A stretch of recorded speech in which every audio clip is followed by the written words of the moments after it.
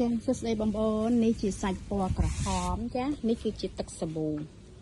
បន្តិចមកជាមួយនឹងទឹកដើម្បីសម្អាតស្បែកយើងដែលយកមកធម្មតាយកមករាប់រយពីរោងចក្រមកគឺកខិចណាអញ្ចឹងខ្ញុំត្រូវការសម្អាតមុននឹងដាក់លក់អញ្ចឹងរាល់អ្វីដែលខ្ញុំស្អាតកន្លងមកខ្ញុំមិនដែលបានថតឲ្យបងប្អូនឃើញទេព្រោះអីរវល់បញ្ញាប់សូត្រតែថ្ងៃនេះធ្វើខ្លួនឯងអញ្ចឹងទៅនេះចាណាបងប្អូនជូតសម្អាតអញ្ចឹងទៅ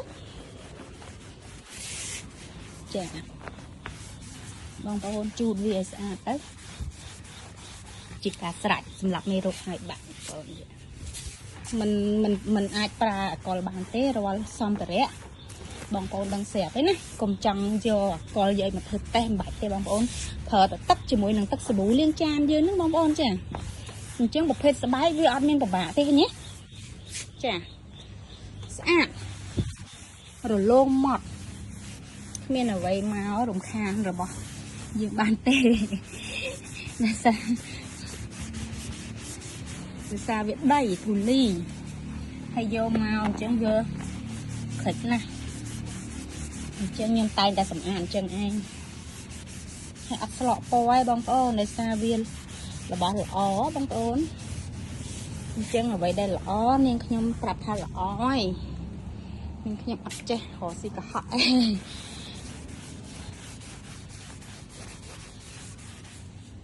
អានេះវាសកត់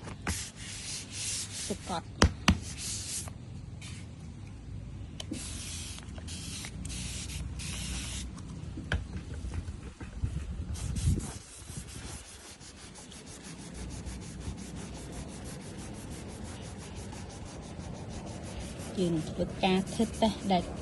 ពុំវាសកត់មកវាស្នាមអញ្ចឹង